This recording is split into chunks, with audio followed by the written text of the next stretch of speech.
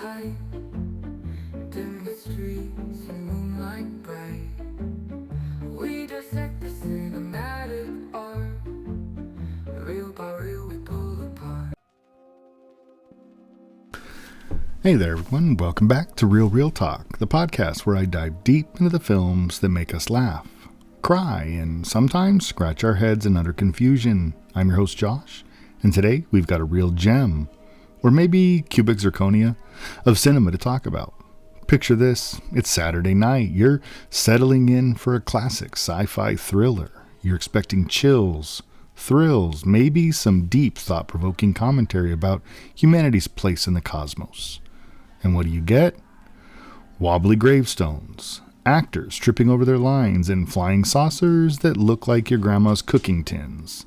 Ladies and gentlemen, this is Plan 9 from Outer Space. A movie so bad, it's somehow brilliant. If you're not familiar with it, don't worry, I'll catch you up. This is the kind of movie that makes you question everything. How did this get made? What was Ed Wood thinking? Did anyone notice the boom mic hanging in the shot? But more importantly, how can something so wrong be so much fun to watch? In today's episode, I'm going to dig into why Plan 9 has become a cult favorite for movie lovers everywhere. I'll talk about the bizarre plot, unforgettable scenes, and some behind-the-scenes chaos that's almost as entertaining as the movie itself. And yes, I'll even be answering the big question. Is this film worth your time? Spoiler alert, absolutely. But probably not in the way Ed Wood imagined. So grab some of your favorite snacks, maybe a slice of pie in honor of those iconic saucers, and let's dive into the delightfully disastrous world of Plan 9 from Outer Space. Buckle up, folks. It's gonna be a wild ride. Hey, need a boost without the crash? Head over to dubby.gg, that's dubby.gg, for all your energy drink needs. No sugar, no fillers, just clean focus and serious flavor. And here's the kicker. Use the code REALREAL, REALREEL, at checkout and score 10% off your order. That's REALREAL, one word, for 10% off at dubby.gg. Fuel up, stay sharp, keep it real. Looking for chills that crawl up your spine and reviews that cut deeper than a butcher's blade? Welcome to Real Talk Horror Edition, where classic slashers, indie creepers, and cult nightmares are dissected with a bloody passion. Whether you're into slow burns or splatterfests, we've got the guts, the gore, and the geek out. So dim the lights, press play, and let your darkest curiosities run wild. Real Talk Horror Edition, where horror lives and breathes. Real horror, real talk. Available anywhere you get your podcasts.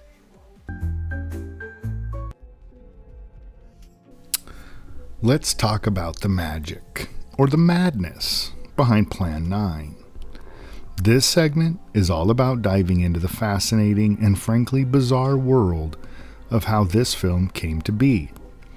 Think of it as the origin story of the movie that's been called the worst of all time, yet somehow still manages to charm audiences some 70 years later almost.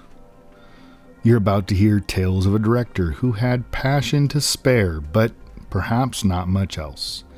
A production riddled with wild decisions, and a legacy so unique, it's become the stuff of cinematic legend. So let me set the stage. The year is 1957, and Plan 9 from Outer Space makes its less than triumphant debut. This little sci-fi disaster piece was directed by Ed Wood, a filmmaker, depending on who you ask, was either a misunderstood genius or the epitome of incompetent enthusiasm. Me, personally, I think it was a little bit of both. The cast was a mix of relatively unknown actors and one major star, Bela Lugosi, the original Dracula, But here's the twist. Lugosi passed away before filming really got started. So Ed Wood, being the scrappy problem solver he was, used random footage he'd shot of Lugosi beforehand, splicing it into the film with reckless abandon. And for the scenes he couldn't fake, he had a chiropractor stand in for Lugosi, holding a cape over his face the entire time. That's right. The guy playing the iconic Count Dracula didn't even bother showing his face, because it wasn't his face. And the production, where do I even begin? The budget was shoestring, to put it kindly. So tight the sets wobbled when someone so much as sneezed near them. UFOs were clearly pie tins dangling from strings, and the graveyard featured gravestones that looked like they topple over in a light breeze. And let's not forget the boom mics. They make some cameos themselves in Plan 9. It's almost like they too wanted to be part of the story. Now, the funding of this cinematic wonder came from a Baptist church, which is a story in itself. Ed Wood convinced the church members to bankroll the movie, promising them they could use it as a springboard for spreading their message. They even got the cast baptized as part of the deal, a scene that is hilarious in the great Tim Burton film, Ed Wood, which we talked about on a previous episode. Talk about a spiritual investment, though. I'm not quite sure Plan 9 converted anyone, except maybe into lifelong fans of bad movies. So why is this film on my watch list, though? Well, because bad movies, when done this badly, have a strange kind of magic.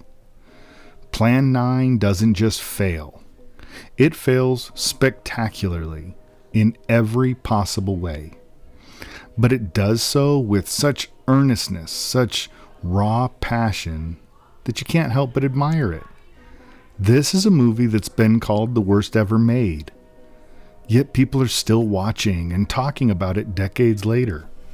Why?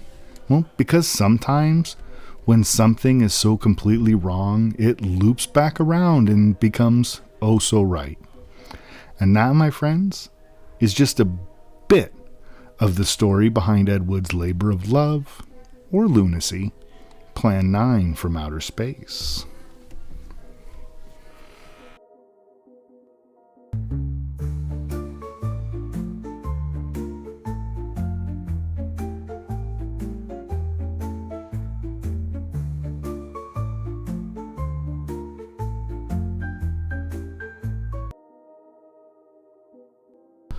Okay, folks, let's get into the meat of the madness.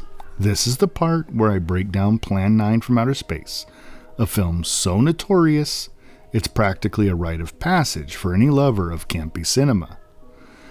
This segment is spoiler-free, but honestly, spoilers can't hurt a movie like this. You're here for the sheer absurdity, not the airtight plot twists. So buckle up, though, as we navigate a tale of aliens, zombies, and enough stock footage to make you wonder if Ed Wood owned a time machine, or just a lot of public domain reels. So, the story kicks off with a group of aliens who've been watching humanity and are not impressed. They've got one big concern. Humans are on the brink of creating a bomb so powerful it could destroy the entire universe. Their solution: something they call Plan 9, a strategy to, get this, resurrect Earth's dead and scare the living daylights out of us until we abandon our destructive ways. That's right, diplomacy through zombie apocalypse. Forget sending envoys of peace treaties. These extraterrestrials are raising the dead and calling it a day. What folds is a wild mix of zombie mayhem, alien intervention, and military stock footage that's so mismatched it feels like flipping channels in the middle of a dream. To top it all off, the whole thing is narrated by Criswell, a real-life psychic who delivers his lines with all the gravitas of someone auditioning for a Shakespearean tragedy. His opening line, future events such as these will affect you in the future, sets the tone for a movie that takes itself far too seriously. And that is half the fun. Real quick, let's dive into a couple of the most unforgettable and laughable scenes Plan 9 has to offer. These are moments that are what really cemented its place in the So Bad It's Good Hall of Fame, and maybe even as the inaugural member of that Hall of Fame. But first, we have the UFO flybys.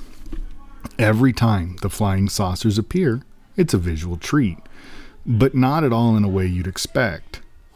These spaceships look like they were stolen from some kid's toy box, complete with visible strings wobbling through the sky.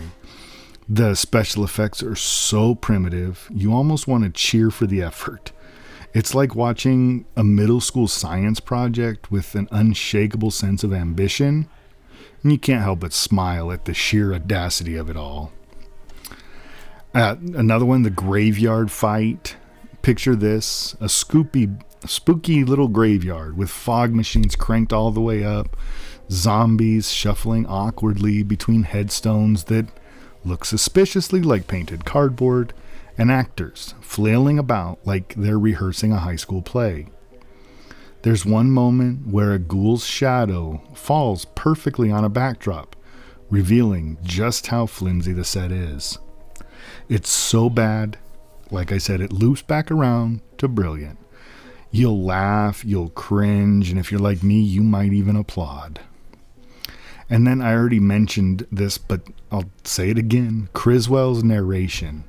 Because you can't talk about Plan 9 without really shouting this out. His narration is the glue, or for this kind of movie, the duct tape that holds everything together. From the opening monologue to his sporadic interjections, every line is delivered with such misplaced confidence that you almost believe him. We are all interested in the future, for that is where you and I are going to spend the rest of our lives. It's so nonsensical, yet so poetic. But that's what it is. It's the plot, the stand-up moment. This is a film that isn't just a bad movie. This is such a fun experience. You watch it not for the story, but for the hilarity of the earnestness, the audacity of its choices, and all of the unintentional comedy of its execution. It is a glorious mess, and I wouldn't have it any other way.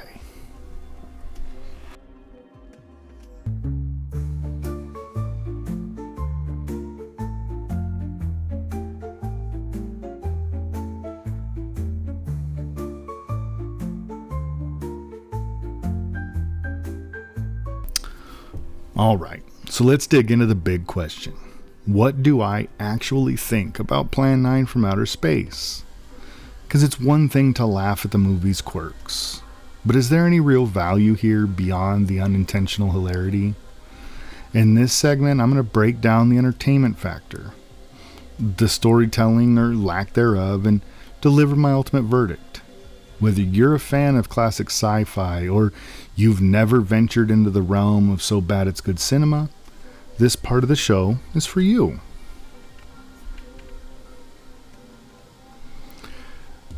So, what's the verdict?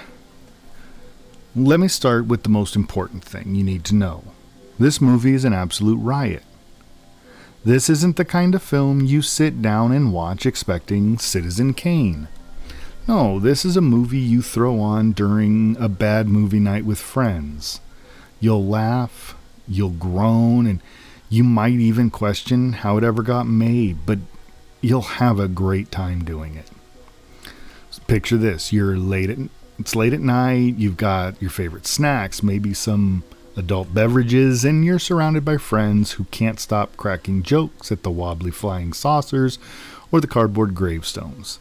Suddenly, the Criswell monologue starts. His deadpan delivery of future events such as these will affect you in the future sets the tone perfectly. It's earnest, serious, and ridiculous. And the acting, everyone is either overacting like they're in a high school play, or delivering their lines like they just learned English 5 minutes ago. My personal favorite is when a character gasps, "Inspector Clay's dead, murdered, and someone's responsible." It's the kind of dialogue that leaves you laughing. Is it rewatchable? Absolutely. It's like comfort food for fans of quirky cinema. The more you watch, the more little details you notice. Like how Bela Lugosi's replacement tries so hard to hide his face behind a cape, or how the same 3 gravestones seem to pop up in every graveyard scene. And then the storytelling, or more accurately, the lack of it. Look, Plan 9 is not winning any awards, especially for its plot. It's messy, it's nonsensical, it doesn't even flow in the loosest rules of good screenwriting. But you know what? That's where its charm lay. The story is essentially this: the aliens resurrecting the dead to scare humanity into giving up nuclear weapons. It's a wild premise, but Ed Wood doesn't quite have the chops to pull it off. Instead, we get a series of loosely connected scenes, stock footage of military planes, and characters who seem to exist just to explain the plot to each other.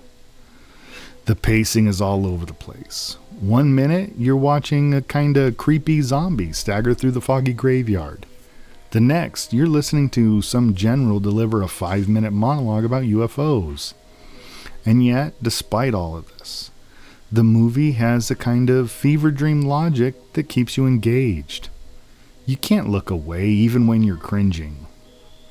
And the themes?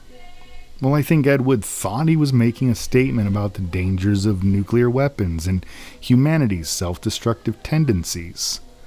But somewhere along the way, those lofty ideas got lost in a sea of bad dialogue and worse special effects. Alright, anyways, let's bring it all together.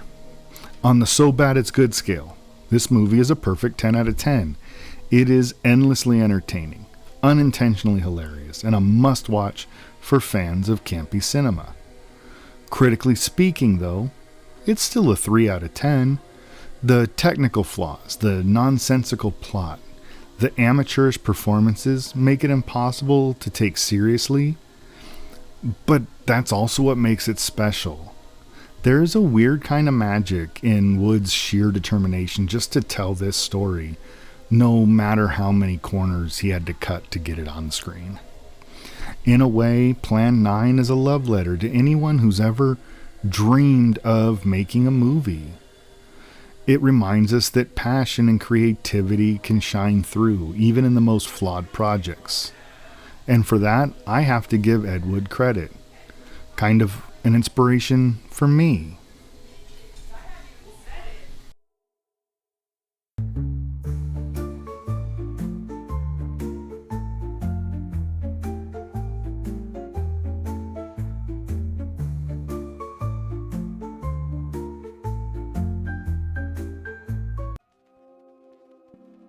All right, well, that was quite a ride. Thank you for hanging out with me on this episode of Real Talk. I hope you had as much fun revisiting Plan 9 as I did. Whether it's your first time hearing about this infamous cult classic or your 50th time laughing at its glorious missteps, it's always a blast to celebrate the weird and wonderful corners of cinema. If you enjoyed this trip down B-movie lane, do me a solid. Like, subscribe, and share the podcast with your fellow film buffs. I mean, what better way to bond with friends than over wobbly UFOs and zombies rising from cardboard graves? Plus, the more the merrier here at Real Talk. And hey, I'd love to hear from you. Seriously, drop me a message on social media at Real Talk on Instagram, Threads, and Blue Sky, at Real Talk Pod on X, or just send me an email, therealrealtalk@gmail.com. If you've got thoughts on Plan 9, you want to recommend a film for me to cover, or maybe you just need to vent about Criswell's mind-bending narration, I'm all ears. Now, let's talk about next week's episode, or next Our next episode, yeah, it's going to be a big shift in tone. We're leaving the pie tin spaceships behind and heading into something much darker, much stranger, and way more psychological. That's right, next episode, we're diving into 2019's The Lighthouse. Robert Pattinson, Willem Dafoe, black and white visuals, a whole lot of seagull-related tension. If you haven't seen it yet, you've got your homework. Trust me, you won't want to miss this one. Before I go, I've got to leave you with one last thought. Courtesy of the one and only Criswell. I know I've said it before, but I really need to say it again. Future events such as these will affect you in the future. Profound? Maybe not. Memorable? Absolutely. So until next time, keep watching, keep loving, and keep those reels rolling. Thanks, everyone. We'll talk to you soon.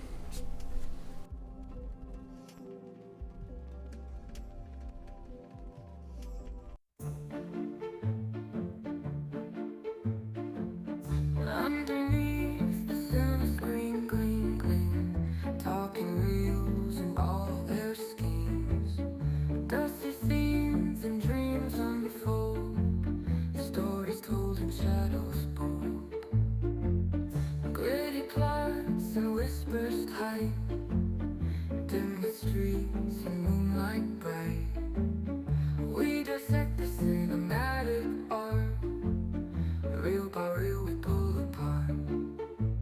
The real talk where voices play with velvet words and starlit sway, reviewing tales both light and dark, classic films that leave a mark, dive deep